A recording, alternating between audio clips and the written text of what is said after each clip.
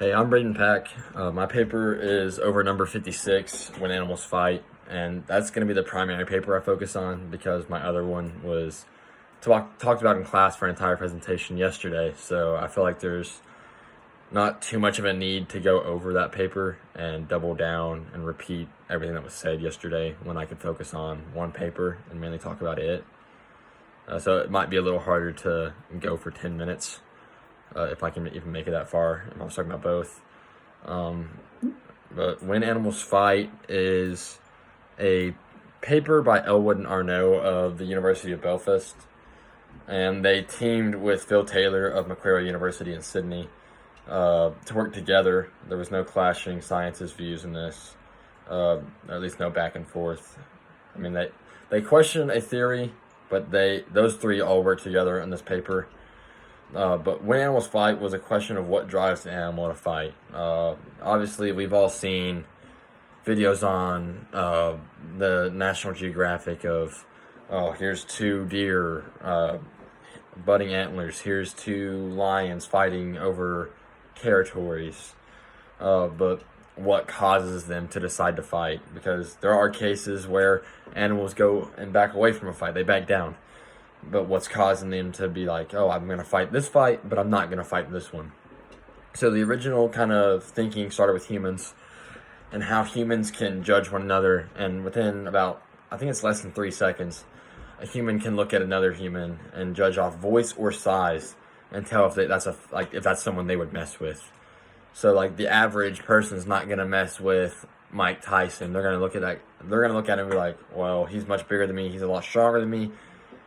The voice part, maybe not so much, but size, he's going to back down. If you hear a super deep voice, there's a lot of masculinity. You're probably not going to fight that fight because you're like, oh, he might be more masculine than I am. For example, in some species of male stag deers, they have roaring contests, which I guess would be similar to humans comparing, like hearing a voice, knowing masculinity levels. And they also strut side by side, which is, I guess it's similar to how a lot of animals in that aspect have competitive rituals where they'll like show their color, show their size, make certain noises, and I guess it compared to the deer in this case, or humans for that matter. But they'll strut side by side, which allows the loser allows the weaker, which would have been the loser, time to withdraw from the fight, because in the animal world, unlike humans, most fights don't end with the loser walking away or even living.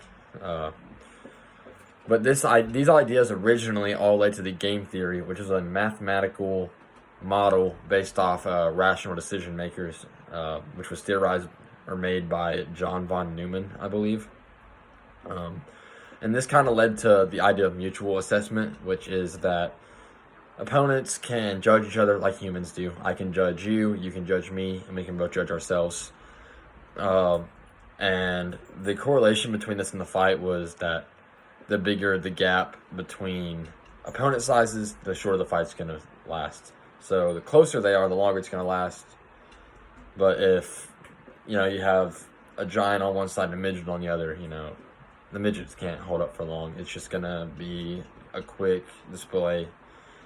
And that gap at some point becomes, oh, I can't even fight them. It's going to be such a quick fight that there's no point in me even trying.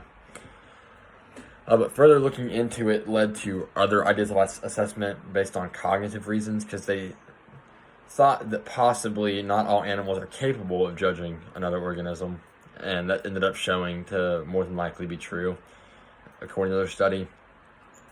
Self-assessment is what they came to, which is where I can judge myself, but I can't judge anyone else. So a lot of primitive animals, such as like crabs or spiders, for that matter, can judge themselves. They know what they're capable of, and if they think they're capable of fighting, a fight's going to happen. The correlation between this kind of assessment and the length of the fight is that the smaller the loser is, the shorter the fight is, and it's not so much the gap, because the winner is just always going to win. If the bigger animal always wins, but for some reason only the loser's size tends to matter.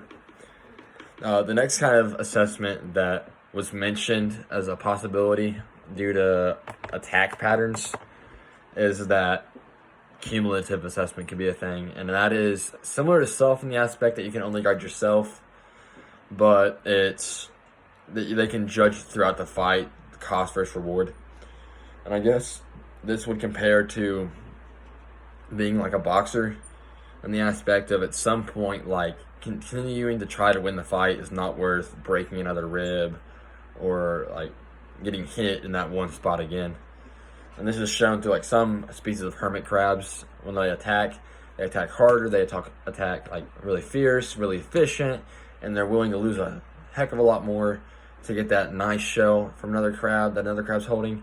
But if they're attacking a crab for a shell and it's not really that nice of a shell, it doesn't compare to their own shell, it's kind of sloppy attack, not very efficient, and they're very quick to scuttle away. Some species can use multiple, so like they can do mutual, but they can also judge their cost reward versus their opponents and see how their opponent's dealing with certain examples of that. If I had to, like, in this whole article, try to take away one type of science, it would probably be confirmation. Because I noticed there aren't very many clashing of views. There's no opposing evidence. There's no opposing theories they try to put down or put theirs ahead of. But everything's just like, this is what we thought. This is why it's right. And that's basically it for the paper. I think it's partially because, like, it's so hard to understand this that it's almost like they're just throwing out their ideas and not even thinking of there being other ideas, like, where it's such a complex idea of science. Just like the roots of human aggression and the aspect of, like, it's so hard to understand the human brain and what it's capable of with the amygdala, the hypothalamus, the prefrontal cortex, all those different pathways, and how this person with a tumor, it has to be the tumor that causes the aggression, and then 4 other people have the same glioblastoma multiforme that causes nothing for them, so why is this 1 out of 5 becoming violence? Does it have to do with the PTSD, which is hard to describe in an aspect of the brain too? So it just shows, like, it's hard to, I guess confirmation is the best way to go about this argument, since there's not much to compare their debate to, especially since this is a generally new kind of idea in the scientific field. Because for this last several years, like, to the past, it was all like, what's the earth, what's everything around us, and then, like, how do we work? You didn't look much at, like, why are those animals fighting? That's just not that common of a look. But in general, I guess the biggest takeaway from most of these articles to me is just how complex the brain is. Like, you have some of the top scientists looking at this, and they can't come away with a solid answer. For example, that tumor. This one guy has a tumor, but the other 4 that aren't more aggressive. Why is that? It's just, the brain's that hard to understand, I guess. I definitely don't have that big of a grasp on it. But they can't even tell why a primitive animal like a crab or a spider with a very simple brain that doesn't think much beyond probably food, reproduce, and competing against another spider for a web. But the fact that these scientists can't come up with one solid idea to compare to other theories, which I don't even think truly exist, is just kind of spectacular. But that's about all I had to say. So I guess, since this was a recording, if any of you guys have questions, I guess just let Dr. Stevens know, and he can email them to me if it's that important. I'm sure it's probably not, because, it's an animal. I guess we all know animals fight. There's probably not that many questions to ask, but thanks for listening. See you guys.